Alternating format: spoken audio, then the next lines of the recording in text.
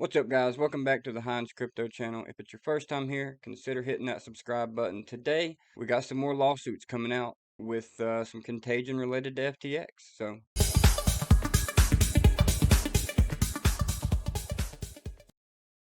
So welcome back, guys. Again, before we get started, if you would, please show a little love, hit that like and hit that subscribe button down below, and leave a comment. Leave a comment of what you think, what's all going to come out of this FTX thing.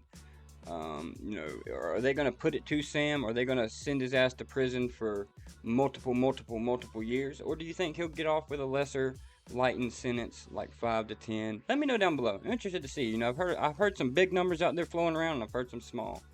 I really think they should put him under the damn prison. But, if you got money, you get by with shit, as we all know. As unfortunate as that is, it's just a cold hard truth. But Silvergate faces lawsuit for aiding and abetting FTX fraud. So Silvergate was a bank backing FTX in the beginning. So we've had some people come out with class action lawsuits against them, saying they knew this was happening all along, right? They knew this was happening, and they continue to support FTX with the shenanigans that they were doing. So let's read into this. Leading crypto bank Silvergate was slammed by a class action lawsuit from investors who invested in the collapsed FTX. Joey Gonzalez filed the December 14th lawsuit for himself and others affected by FTX failure. Gonzalez accused Silvergate of aiding and abetting the FTX fraud. The plaintiff claimed that he invested his funds in FTX because the exchange promised to store their digital assets securely. He added that FTX promised to allow investors cash their funds out or trade them for other assets or financial products.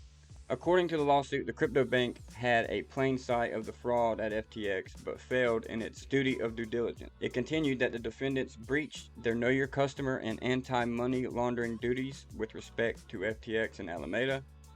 Also, the plaintiff alleged that Silvergate participated in commingling funds, improper transfer, and lending out customer funds. It added that the bank accepted deposits of FTX investors and were wired straight to Alameda. Part of the lawsuit reads, Silvergate is liable for its role in furthering FTX investment fraud and breaches its obligation under common law to make plaintiff and other investors whole. Since this has came out, the shares of Silvergate, because Silvergate is a traded company, public traded company, Silvergate has seen a value of its shares rapidly decline in recent days following FTX's implosion. Being in Crypto reported that the firm's stock has plunged by 92.5% since its all-time high of $239. As of press time, it was trading at $18.57. So, huge decrease. People only think that, we see them kind of decreases in crypto. No. If you're doing some funny shit behind the scenes, your stuff will fall too. So, meanwhile, the firm's CEO, Alan Lane, has insisted that customer funds were safe despite of the exposure to the embattled firms. Several U.S. lawmakers, led by Senator Elizabeth Warren, also recently wrote the bank to demand explanations for its relationship to FTX. So, it's interesting, man. It's interesting. A lot of people are just trying to pin everybody to the wall that was associated with this FTX thing, and I don't blame them. They really should. There should be some, rigorous, investigations going on behind everything that was involved with FTX. Because that's a lot of the conspiracy going on right now is just, SBF was just a fall, man. All these bigger banks and all these bigger institutions were the actual fraudsters in the case, and just using Sam as the picture child, right? So it's interesting to see. Another thing this little article reports on is Shaq said he was just a paid spokesperson for FTX. In a separate development, Shaquille O'Neal revealed that he does not believe in crypto, and he was only a paid spokesperson for the bankrupt firm, CNBC reported. So that's interesting right there.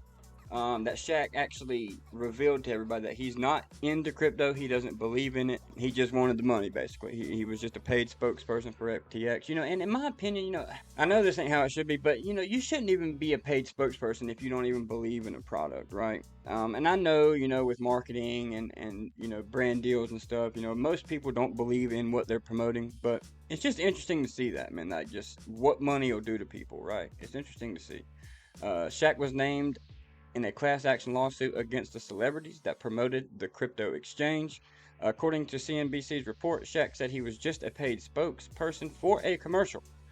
Meanwhile, Shaq did not reveal how much he was paid for his appearance in the commercial. Shaq's not going to pull a Kevin O'Leary and say, I got paid $15 million to be a paid spokesperson, right? That's insane. And $3 extra million for taxes, which is incredible. Incredible. And a lot of other people got wrapped up in this, like I think Steph Curry, Tom Brady, and a few others. And it's just very unfortunate. It's very unfortunate for, good people to get wrapped up in some shit like this. Steph Curry is an actual, he's a good human being. He's done a lot of good things for the world as a whole. He's a Christian, and he's a genuinely good person. And now, he's getting, his face plastered places, people calling him a scammer.